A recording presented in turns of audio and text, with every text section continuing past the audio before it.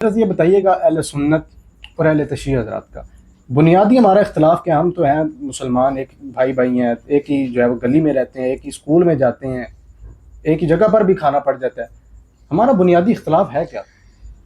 ہمارے عام طور پر لوگ سمجھتے ہیں کہ شاید یہ لوگ ماتم وغیرہ کرتے ہیں تو ہمارا ان سے یہ اختلاف ہے، یہ سیاہ لباس پہنتے ہیں تو شاید ہمارا ان سے یہ اختلاف ہے۔ جی بنیادی اختلاف آپ شاید نہیں جانتے کہ ہمارے ان سے بنیادی اختلاف قرآن کا اختلاف ہے۔ یہ قرآن کو محفوظ کتاب نہیں سمجھتے۔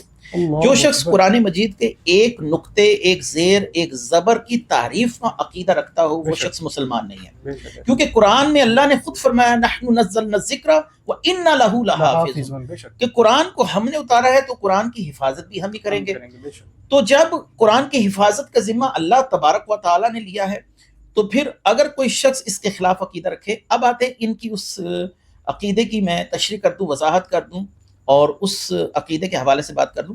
دیکھیں، ان لوگوں نے ایک مکمل کتاب لکھی ہے جس کا نام ہے فصل الخطاب، ٹھیک ہے، نوری تبرسی کی کتاب ہے، اور وہ کتاب الحمدللہ فقیر کے کتب خانے میں موجود ہے، جس میں اس شخص نے 350 صفحات پر یہ ثابت کیا ہے یہ قرآن وہ قرآن ہے ہی نہیں، اس قرآن کا 75% حصہ ختم ہو چکا ہے۔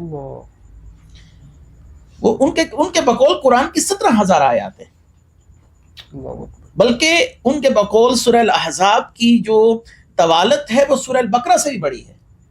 صرف اس میں سے صحابہ نے جان بوجھ کر وہ آیات نکال دی ہیں جو کہ اہل بیت کے فضائل و بنات کی پر تھی۔ ایک تو یہ بات ہوئی۔ دوسری طرف آتے ہیں کہ کسی غیر نبی کو نبی سے افضل سمجھنا یہ کفر ہے۔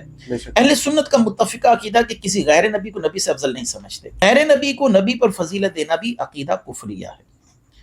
اس کے علاوہ ایک عقیدہ، ان کا عقیدہ بدع، اس کو کہا جاتا ہے کہ اللہ تبارک و تعالیٰ کو پہلے اس معاملے کا علم نہیں ہوتا، اور یہ ان کی جو مشہور تفسیر ہے مجموع البیان میں تبرسی لکھتا ہے کہ اللہ تعالیٰ کو پہلے معاملات کا علم نہیں ہوتا، جب وہ ہو جاتے ہیں تو اللہ تبارک و تعالیٰ ان چیزوں کو چینج کر دیتے ہیں۔ تو اللہ تبارک و تعالیٰ بس پناہ عطا فرمائے۔ یہ بنیادی اختلافات، یہ بنیادی اختلافات ہیں۔ یہ جو دوسری چیزیں یہ فروعی اختلافات ہیں ہمارے۔ حضرت